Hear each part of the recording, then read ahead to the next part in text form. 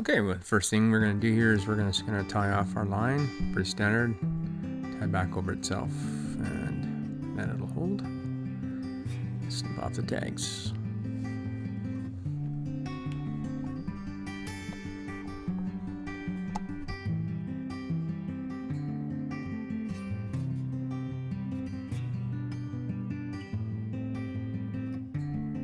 Now I grab some rabbit strip white. I'm just going to measure off what I need here.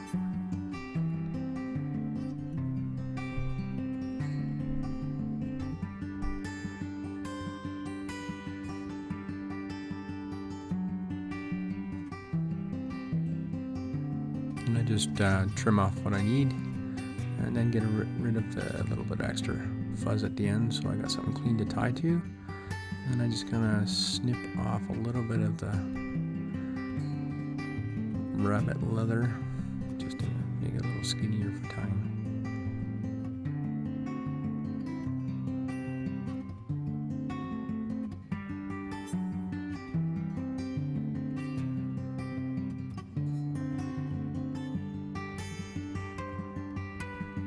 Alright, now I'm just going to tie that on. Bunch of wraps here, loose at first, then tighter.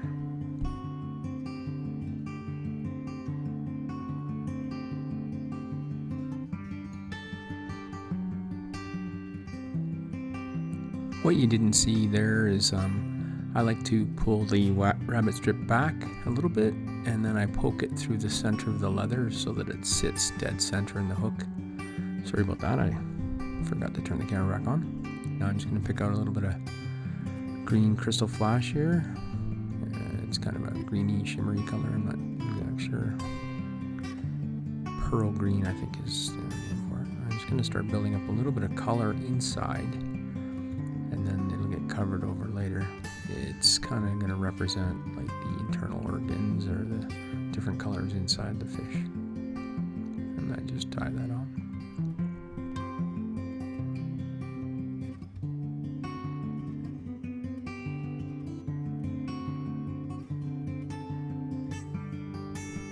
So I'm just going to continue building some color here to some light strips that will kind of flash here and there underneath. There is going to be a bunch more fur on top. This is green chartreuse yak hair.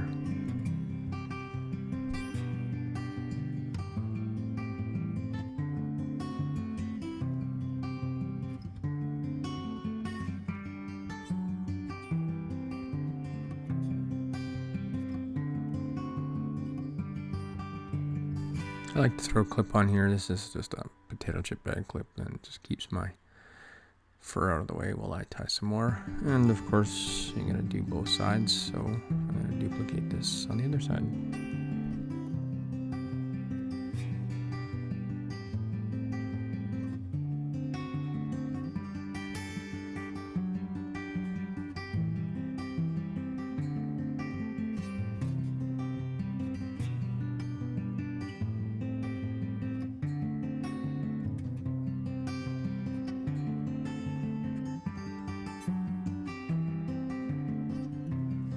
If you're tying this, you've probably tied before. If this is your first time to tie anything, you're going to have to be careful, but when you're tying stuff on here, you start with a couple loose wraps and then you start to get tighter and tighter.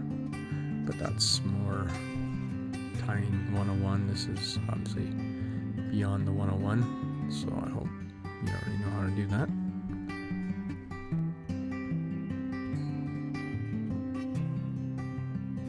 And just keep trimming up the tags and keep it clean on the way up. Now here's a top secret wife's nail polish. Thing is, I use just about any nail polish that anybody gives me that they can't stand. It hardens very nice. It's a nice little glue. Usually clear, but I do have some reds and stuff that I'll add for the throats here and there for a blood look. Now I've got some yellow fish hair. I'm going to continue adding a little bit of colors inside that will be deep beneath, but once this fly gets wet, it'll show up some really nice colors.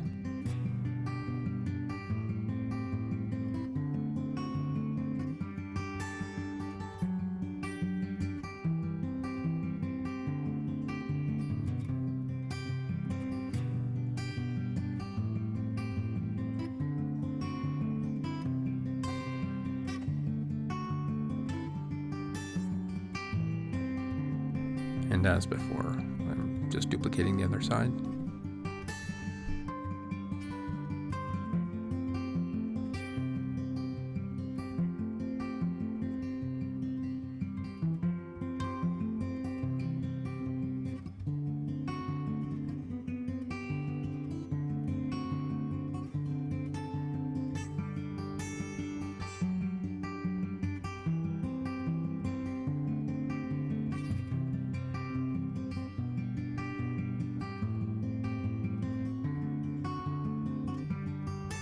So just keeping these tag ends trimmed up a little bit, being careful not to snip off your line.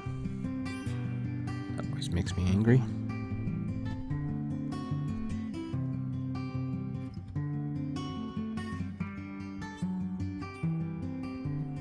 And I'm going to use some whitetail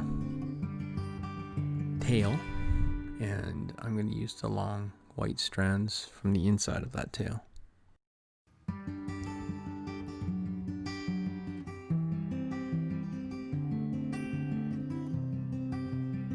Okay, I'm just using some thicker grizzly hackle here, and I'm going to tie those down the length of the body to give the body some pattern.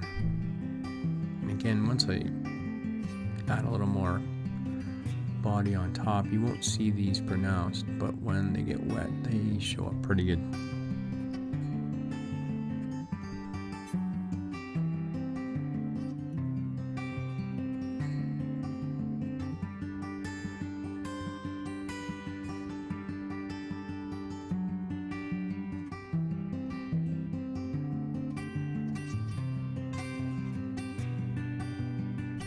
And periodically I like to just kind of glue down my pieces. The fish that I'll be using these on are very toothy, very aggressive, and if you want to get a bunch of uses out of it, the best way is to just keep it glued.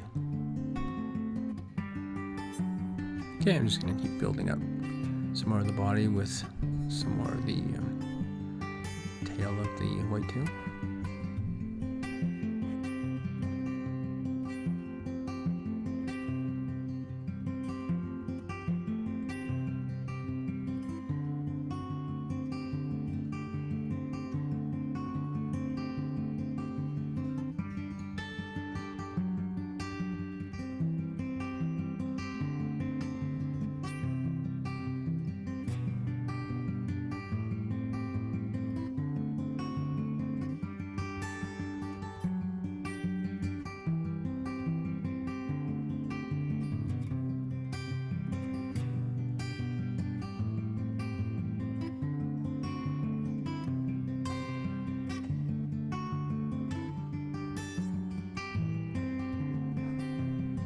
Okay, now I like to put on a little green flashaboo to give it some colored sparkle underneath. And we're still going to be doing a little more building up, but I want this stuff to be a little more in their face. So I'm just going to add a little bit of this on both sides.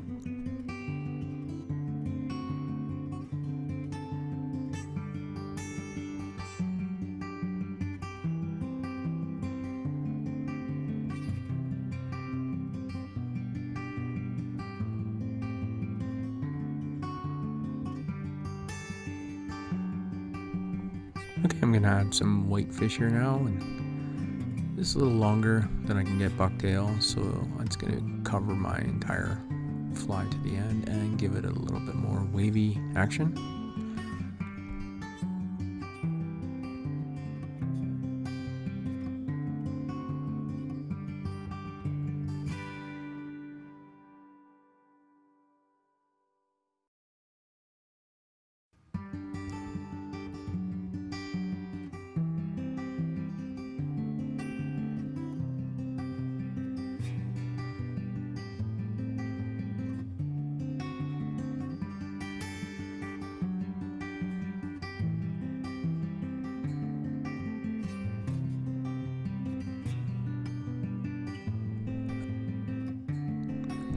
Okay, I'm just gonna finish building up the rest of this fly with a little bit of the bucktail and get some bulk at the end.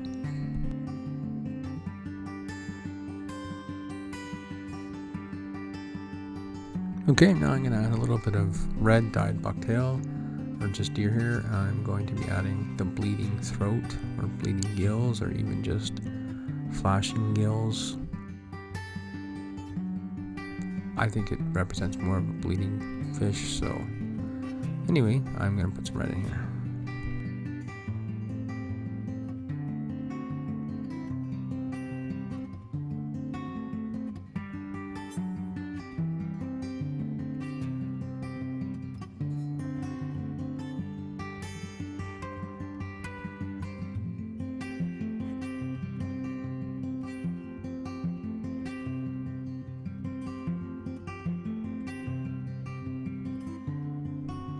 Okay, the last little bit here, just gonna cover up bleeding gills and finish her up.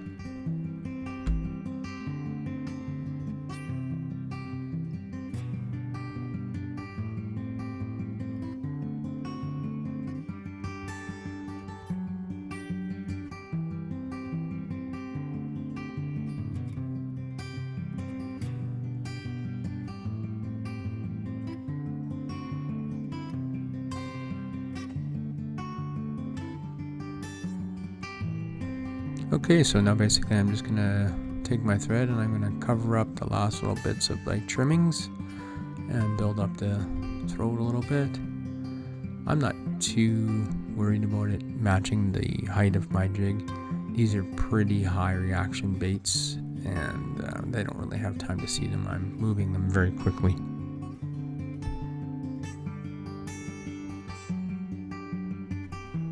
Now I'm just using my hand as a whip finish because it doesn't work very nicely with an actual whip finish. So basically I'm taking the string, folding it around my finger a few times, making like a reverse surgeon's knot, and then pulling it tight on itself, and then I'll do 2 or 3 of those, and then it should be okay. I'm gonna put a hardener on it anyway, so once that's down, it'll never come off anyway.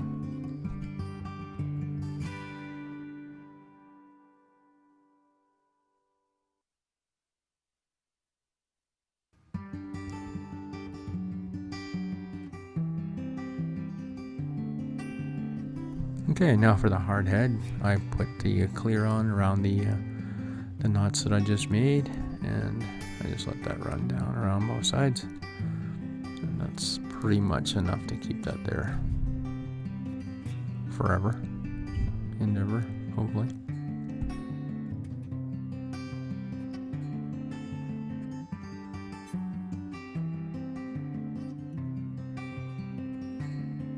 Okay, and now I'm using the black, and I'm just going to finish off my eye because I used the powder paint. You need a particular kind of paint, otherwise it doesn't cure and it kind of rots your other paint off. So I use this hard head and I just kind of dab on an eye until it's big enough. Underneath the jig, it's hard to tell right now, but it's actually chrome silver, and it doesn't show up very nicely in this video, but it is very reflective, very shiny. And so once I have these 2 eyes done, that's pretty much it. I'll just clean up the rest of the jig and it's done.